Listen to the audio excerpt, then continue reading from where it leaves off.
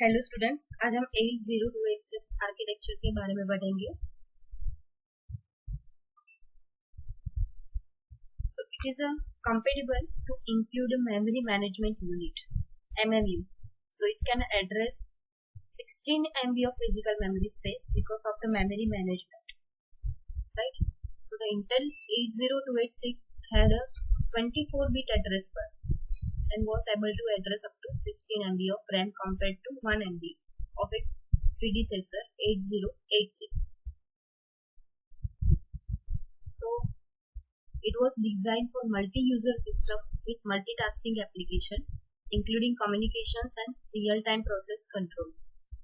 8086 is the advanced microprocessor with memory management and protection abilities. So in this, we have two operating modes, real address mode and virtual address mode. Real address mode में क्या होगा, it can address up to 1 MB of physical memory address like 8086, and in virtual address mode it can address up to 16 bit of physical memory address space and 1 GB virtual memory address space.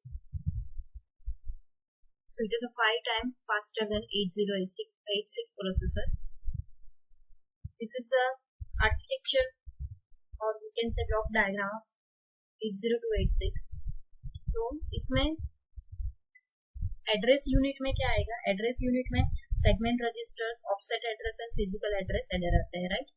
बस unit में आएगा address latches and data transreceivers, bus interface and circuitry, instruction prefetcher आएगा, right? And processor extension interface module and 6 byte instruction queue. Instruction unit में instruction unit includes 3 instruction, decoded queue and instruction decoder, and execution unit includes ALU, registers and CPU. So address unit physical address compute करता है जो memory को और input output devices को send करना होता है, जो इनपुट उसको एड्रेस सेंड करना होता है, right? So address unit, it computes a physical address to memory और input output. बस यूनिट सभी मेमोरी इनपुट आउटपुट के रियल, ये जो सभी बस यूनिट क्या करता है, जो भी मेमोरी के इनपुट होते हैं या आउटपुट होते हैं उसको read and right operations perform करता है. सो ये इंस्ट्रक्शन यूनिट है, वो 3 प्रीफेच जो प्रीफेच इंस्ट्रक्शन है उसको डिकोड करता है, उसको क्यू में यूज होल्ड करके रखता है. एंड एग्जीक्यूशन यूनिट क्या करता है, जो भी इंस्ट्रक्शन यूनिट में से रिसीव होते हैं इंस्ट्रक्शंस, उनको एग्जीक्यूट करता है sequence. So arithmetic and control unit, arithmetic logic and control unit. So ये क्या करेगा, ये जो भी इंस्ट्रक्शन होगी उनको रिसीव करेगा एंड ऑपरेशन परफॉर्म करेगा. सो ये डिकोडिंग इंस्ट्रक्शन जो सीपीयू बताता है कि कौन सा परफॉर्म करना है, राइट? सो ये सीपीयू क्या डिसाइड करेगा, यहाँ पे ये जो कंट्रोल यूनिट है, सो सीपीयू डिसाइड कर सकेगा कितने ऑपरेंड्स चाहिए होंगे टू फेच द इंस्ट्रक्शन. सो दोनों एड्रेस एएलयू के सेम ही होते हैं, जिसमें एक में 16 बिट फुल एडर होता है जिसको ऑफसेट एडर कहते हैं हम, राइट? सो जो ये एड्रेस यूनिट है फिजिकल एड्रेस कंप्यूट करके वो बस यूनिट को भेजता है. पहले फिजिकल एड्रेस की जहां से डेटा या फिर इंस्ट्रक्शन फेच करना है उस एड्रेस का कैलकुलेशन किया जाता है. फिजिकल एड्रेस के कैलकुलेशन के बाद जो कैलकुलेटेड एड्रेस है वो बस यूनिट को दिया जाता है. सो कैलकुलेटेड एड्रेस बस यूनिट की एड्रेस यूनिट पे लोड हुआ होगा, राइट? ये एड्रेस मेमोरी लोकेशन को स्पेसिफाई करता है कि जहां से हमको डेटा या फिर इंस्ट्रक्शन को फेच करना है, राइट? सो इंस्ट्रक्शन के फास्टर ऑपरेशन के लिए बस यूनिट इंस्ट्रक्शन को मेमोरी में से फेच करता है, उनको क्यू में मींस लाइन में उसको स्टोर करता है, राइट? सो ये सब कंट्रोल मॉड्यूल के थ्रू होता है. जैसे हमने डिस्कस किया था आगे कि prefetch instructions 6 byte instruction queue में स्टोर होती है. ये इंस्ट्रक्शन क्यू बाद में इंस्ट्रक्शन यूनिट को सेंड की जाती है. जैसे ही इंस्ट्रक्शन मिलेगी तो इंस्ट्रक्शन यूनिट अब इंस्ट्रक्शन को डिकोड करना स्टार्ट करेगा. जैसे कि इंस्ट्रक्शन प्रीफेच यूनिट में स्टोर होती है, वैसे ही डिकोडर कंटिन्यूस आ रही इंस्ट्रक्शंस को डिकोड करता है एंड डिकोड की हुई इंस्ट्रक्शन को क्यू में स्टोर करता है। अब क्या करना है, एग्जीक्यूशन करना जरूरी है, राइट। सो ऐसे डिकोडेड इंस्ट्रक्शन एग्जीक्यूशन यूनिट्स को दी जाती है। एग्जीक्यूशन यूनिट का मेन कंपोनेंट है अरिथमेटिक एंड लॉजिक यूनिट, जो डिकोडेड इंस्ट्रक्शन के हिसाब से ऑपरेंड्स के ऊपर arithmetic and logical operations perform करता है। सो एक बार इंस्ट्रक्शन का एग्जीक्यूशन परफॉर्म हो जाने के बाद ऑपरेशन का रिजल्ट बस के थ्रू रजिस्टर बैंक को सेंड किया जाता है, right. So 8086 architecture contains 4 separate processing units: bus unit, instruction unit, address unit and execution unit.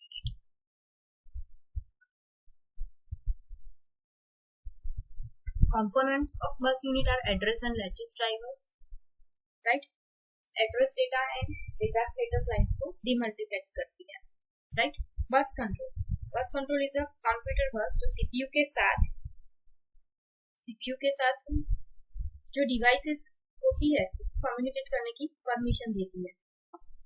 So instruction prefetcher ये data retrieve करता है और उसको memory में store करता है before the processor requires data, right?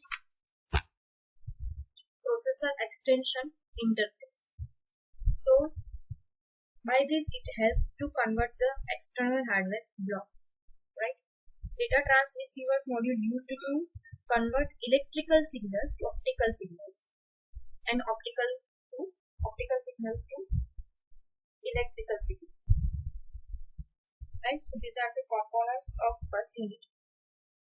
And last one is 6-byte instruction queue. ये क्या करता है, UI gets up to 6 byte of next instruction and stores them into instruction queue.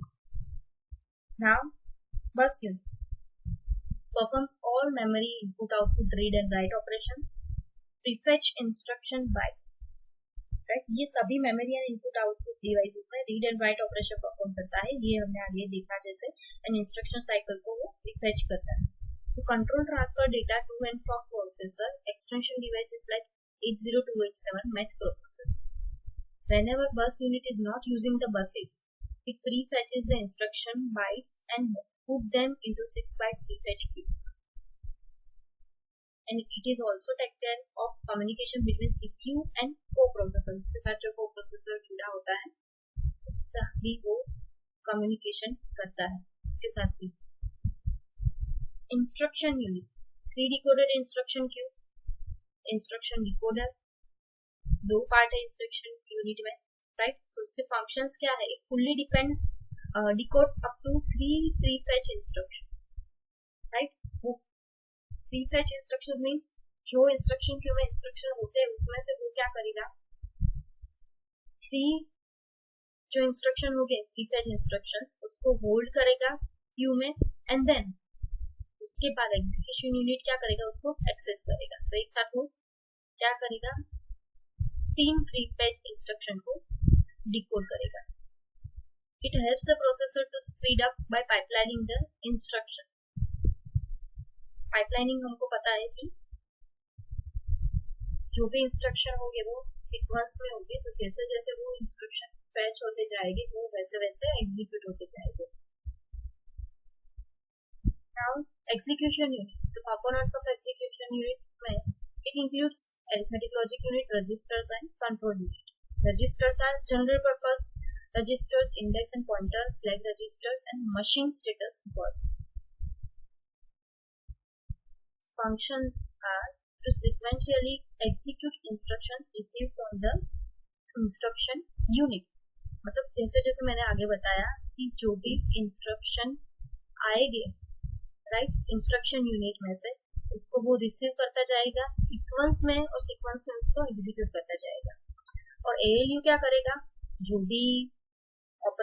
भी डेटा होगा, इंस्ट्रक्शन होगा, उस पर अरिथमेटिक या फिर लॉजिकल ऑपरेशंस परफॉर्म करेगा। उसके बाद जो रिजल्ट आएगा वो स्टोर होगा रजिस्टर में और वो डेटा बस में सेंड किया जाएगा, राइट। एड्रेस यूनिट, इसके कंपोनेंट्स से segment basis, segment limit checker, segment size, offset address and physical address adder.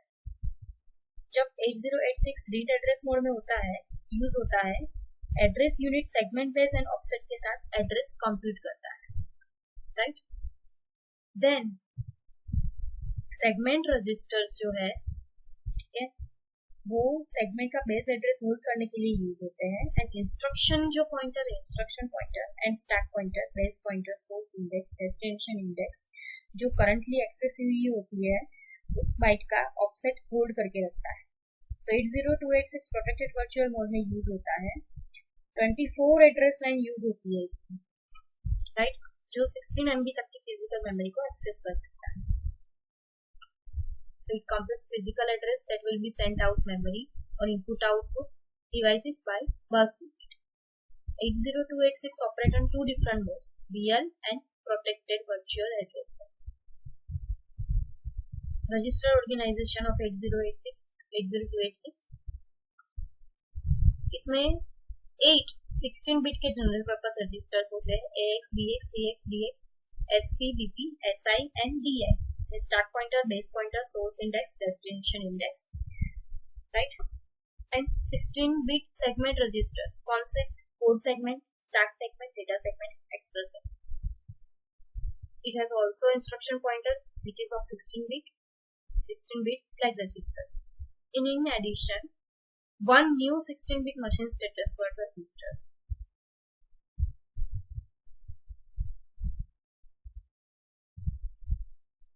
So flag registers की बात करें, so input output privilege level flag, privilege level का use, privilege level is used by the system to control access to resources and certain instructions. Protected mode is an operation mode of 80286, right. ये क्या करता है, system को जो access होता है resources का उसको कंट्रोल करता है, right? So it is used in protected mode operation to select the privilege level of input output devices. इसमें भी बिट्स होगी, कितनी बिट्स है? 2 bits, 12 and 13. So 00, 01, 10 and 11 are various bits of privilege level. 00 is the highest, 11 is the lowest privilege level respectively.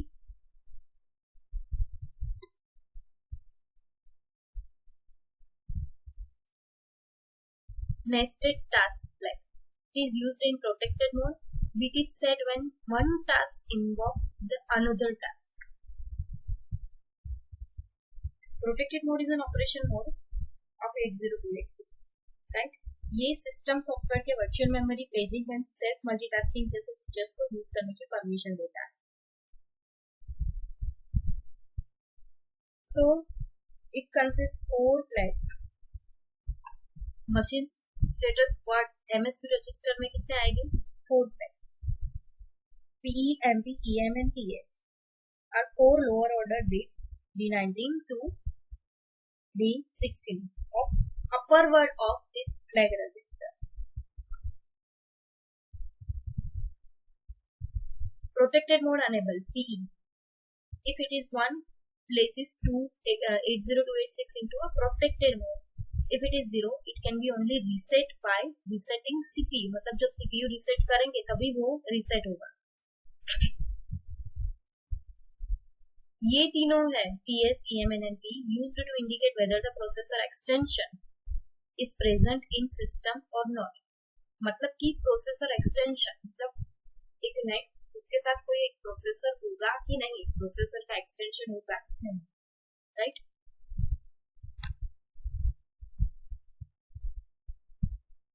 Monitor processor extension, if ये extension अगर set किया जाएगा, this flag allows wait instruction to generate a processor extension, not present exception.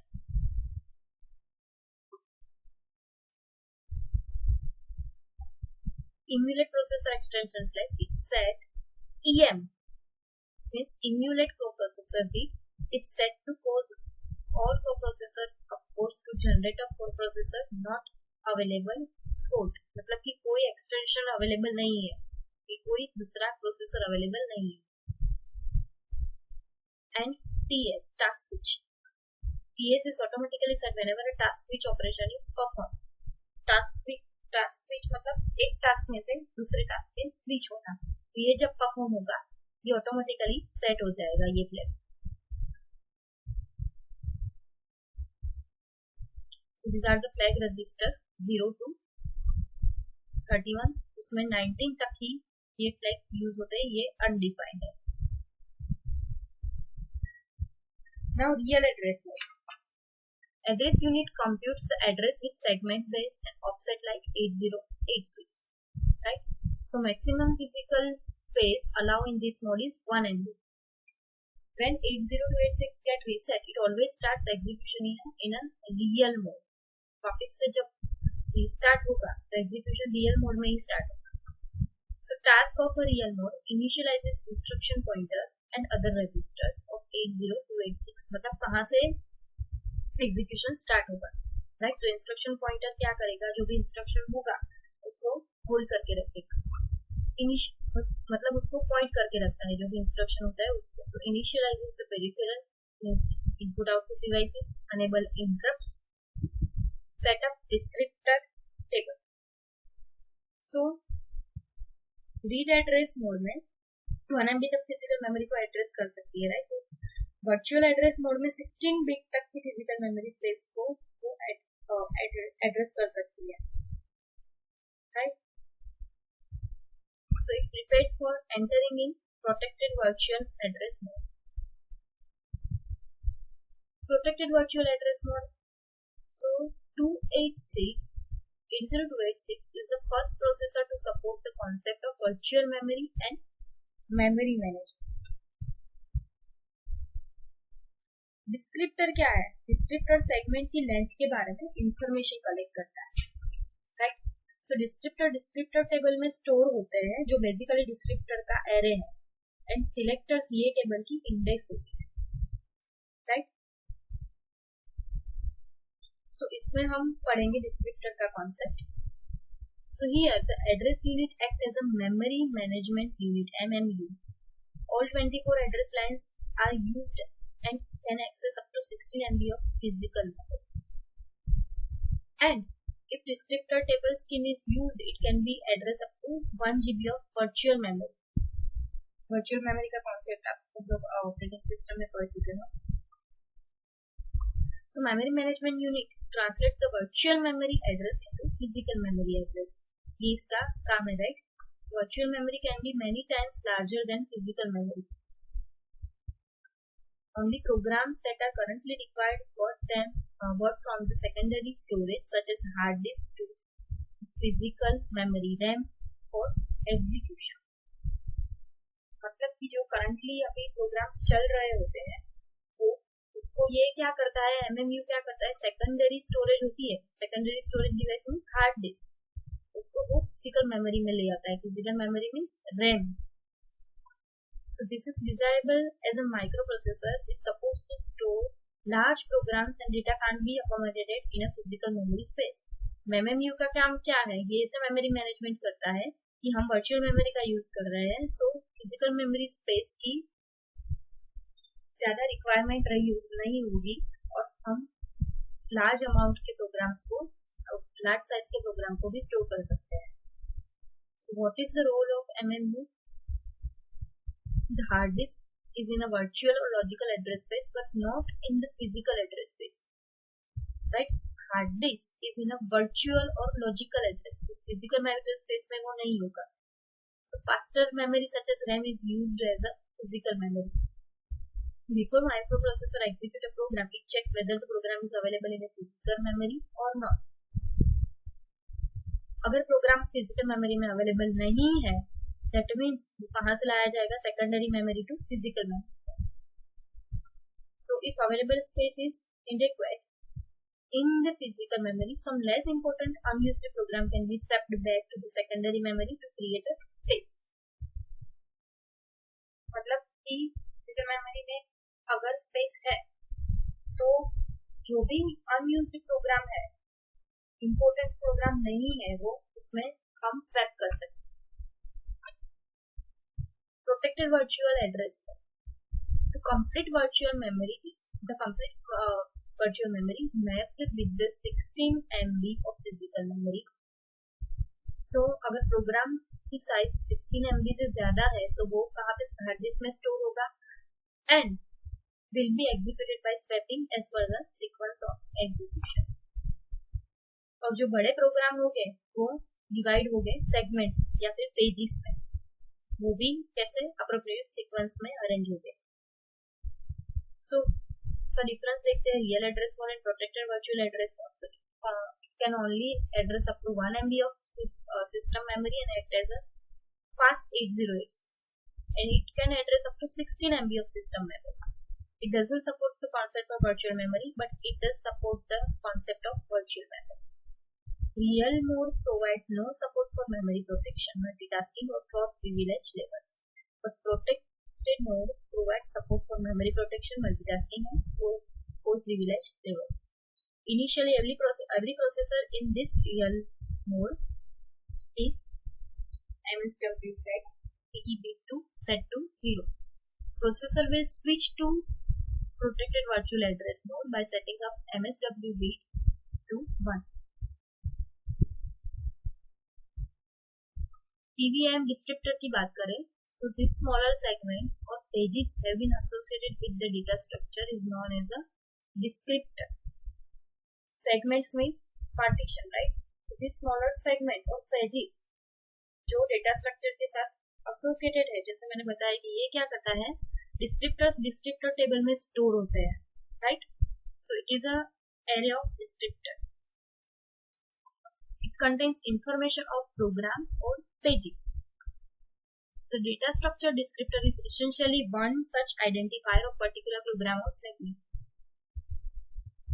So the set of such descriptor arranged in proper sequence describe the complete program. Real address mode, इसमें address calculation कैसे होगा? Total 1 MB of memory divided among 16 segment which each of 64 KB size, right? So this processor reserves two fixed areas for system initialization and IVT. System initialization system की configuration parameter की information को display करता है जो system को affect करती है जब सिस्टम ऑन करते हैं तब. एंड इंटरप्ट फैक्टर टेबल, ये एक डेटा स्ट्रक्चर है, ये इंटरप्ट फैक्टर के टेबल में इंटरप्ट की रिक्वेस्ट को इंटरप्ट हैंडलर्स के साथ जोड़ता है ताकि वो उसको हैंडल कर सके. सो IVT इंटरप्ट फैक्टर टेबल में 1 KB of starting address, right? And here 0000 H2 003 FFH. This is the address of IVT. System initialization का एड्रेस है FFFFF02 FFFFH. So ये एडर है और ये यहाँ पे ऑफसेट है 0 to 15 बिट तक का.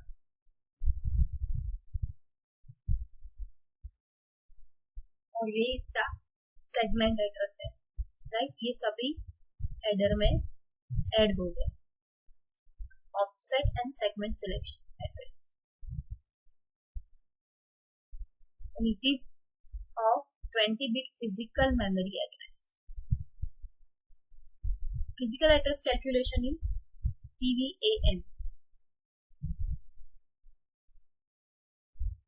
Means protected virtual address mode. यहाँ पे सिलेक्टर होगा, ऑफसेट होगा CPU में, और यहाँ पे पॉइंटर होगा क्योंकि यहाँ से स्टार्ट हो रहा है, right? Address. And this is a segment base address. Physical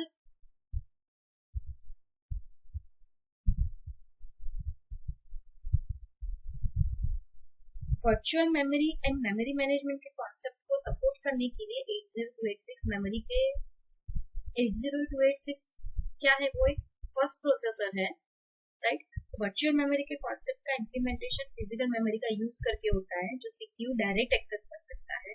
and secondary memory का भी वो यूज करता है जो डेटा एंड प्रोग्राम को स्टोर करने के लिए यूज होता है. So complete virtual memory 16 MB physical memory के ऊपर मैप की हुई है. सो अगर हम 16 MB से ज्यादा बड़ा प्रोग्राम हार्ड डिस्क में स्टोर किया हो अगर हमने, तो उसको एग्जीक्यूट करना हो, तो जब वो एग्जीक्यूशन की सीक्वेंस है उसके हिसाब से हम उसको चेंज करके प्रोग्राम मेमोरी में 16 MB से हम कम साइज के डेटा और प्रोग्राम सेगमेंट की मदद से इसको हम गेट कर सकते हैं, right? So descriptor table The set of descriptor is known as a descriptor table. All sets of descriptor or descriptor table are prepared and managed by operating system. So ये क्या करता है, जो सेगमेंट के regarding जो भी information होगी, ठीक है, उसको कैरी करता है. Types of descriptor table. Data segment descriptor, it is used for data segment. Code segment descriptor, used for code segment. System segment descriptor, used for system programs. Gate segment descriptor, used for subroutine and ISR. Memory access in GDT and LDT. Global descriptor table, local descriptor table. 80286 में एक global descriptor table है जो virtual address में 512 MB तक की space के सभी task and address के बीच में वो शेयर्ड है, राइट. सो ग्लोबल डिस्क्रिप्टर टेबल और जीडीटी एक डेटा स्ट्रक्चर है जिसका यूज इंडेक्स, जिसका यूज कहाँ पे होता है, मतलब इंटेक्स की x86 फैमिली प्रोसेसर है वो करता है उसका यूज, जिसका यूज 80286 से शुरू करके प्रोग्राम एग्जीक्यूशन के टाइम के लिए 4 है. हर एक मेमोरी एरिया की कैरेक्टरिस्टिक्स को शेयर करने के लिए होता है. सो ये टेबल में base address size and access का यूज होता है, एक्सेस कर सकते हैं, right. So local descriptor table है एलडीटी, तो हर एक टास्क में उसका अपना लोकल डिस्क्रिप्टर टेबल होगा जो एड्रेस स्पेस की अपनी प्राइवेट स्पेस होगी, राइट, जो 512 MB तक की होगी. तो मल्टी प्रोसेस के लिए डिफरेंट एड्रेस स्पेस को इम्प्लीमेंट करने के लिए लोकल डिस्क्रिप्टर टेबल रिक्वायर्ड है. एलडीटी मशीन इंस्ट्रक्शन का यूज करके नई प्रोसेस शेड्यूल करने के time operating system current LDT पर स्विच करता है.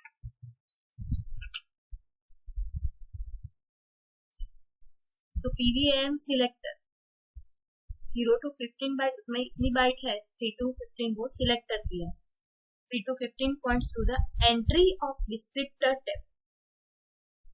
टेबल इंडिकेटर क्या है, इफ इट इज यहाँ पे अगर बीट 0 होगी दैट मीन्स ये ग्लोबल डिस्क्रिप्टर टेबल का यूज करेगा, 1 बीट होगी तो लोकल डिस्क्रिप्टर टेबल का यूज करेगा. एंड आरपीएल ये क्या करता है, अगर ये बीट दोनों 0 होगी इसकी, सो कर्नल लेवल होगा, 01 होगी तो ओएस सर्विसेज होगी, 10 तो ओएस एक्सटेंशन होगा, और 11 तो एप्लीकेशन लेवल होगा. यानी बीट्स के हिसाब से यहाँ पे ये ऑपरेशन सिलेक्ट होगा कि किस लेवल पे है. 80286 प्रिविलेज लेवल. सो यहाँ पे हर एक टास्क को प्रिविलेज लेवल असाइन किया होता है जो उस टास्क की प्रायोरिटी अपने प्रिविलेज को इंडिकेट करता है. सो ये सिर्फ गेट डिस्क्रिप्टर का यूज करके नए सेगमेंट में कंट्रोल को ट्रांसफर करके बदले जा सकते हैं.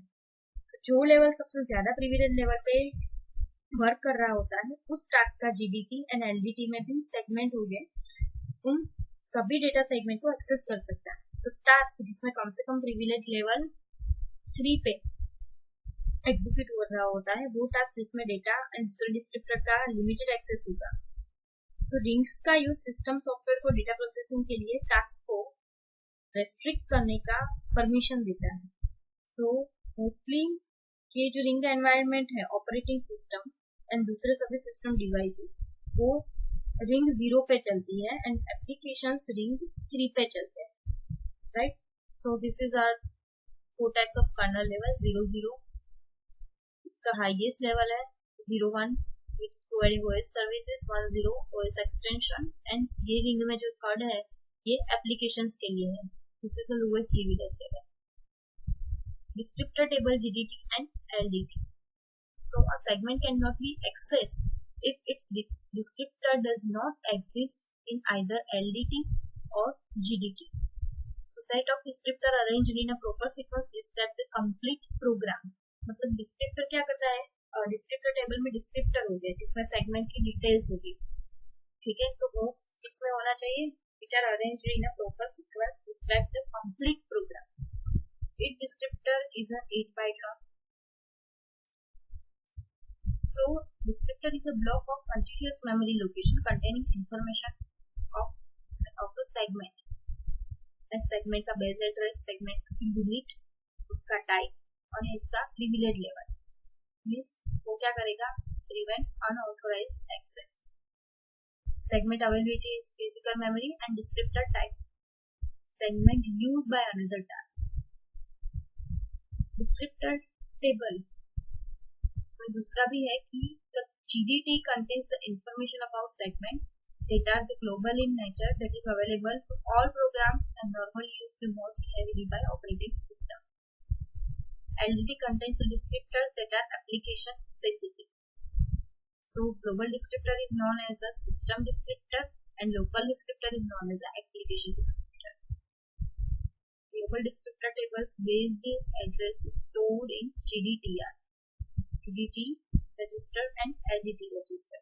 Global descriptor tables based address is stored in LDTR. So LDT acts similar to GDT, which also saves segment descriptor. The main difference between GDT and LDT is GDT have only one copy in system, while LDT has many. क्योंकि ये क्या करता है, descriptor table का जो भी index है उसको स्टोर करता है.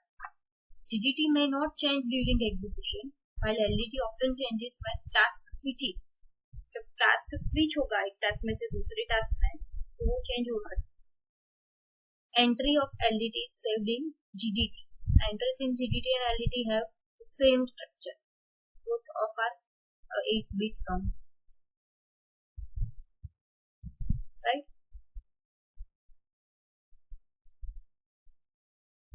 So ये लिमिट 0 to 15, बेस 0 to 15 है. यहाँ पे कितनी बाइट्स होगी? 23 to 16 to 23. इसकी एक बाइट, इसकी 2 बाइट, इसकी 1 बाइट, ये भी 2 बाइट एंड पी.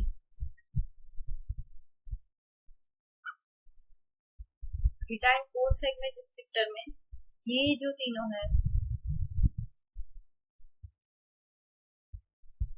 यहाँ से स्टार्ट करते हैं. अब P is equal to 0, descriptor is undefined, no mapping to physical memory access. अगर ये बिट 1 है, that means segment is mapping to physical memory. Select the descriptor privilege level necessary for protection. S is equal to 0, that system descriptor वो कौन है, क्या है, GDT, and if it is 1, application descriptor LDT. Type में कौन सी है, ये 3 है. So first executable. If it is 0, then data segment. If it is 1, then code segment. Expansion direction. Data segment when E is equal to 0. अगर ED is equal to 0 है, then segment expands upward, means to data segment.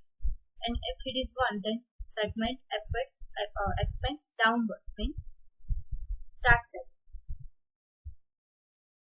Confirming code segment when E is equal to 1. So if C is equal to 0, ignore the DPL. C is equal to 1. Code segment will only be executed when CPL is greater than DPL. If it is 0, segment expands upward, right? वो हमने देखा. 9. Accessed. If it is 0, segment not accessed. If it is 1, segment has been accessed.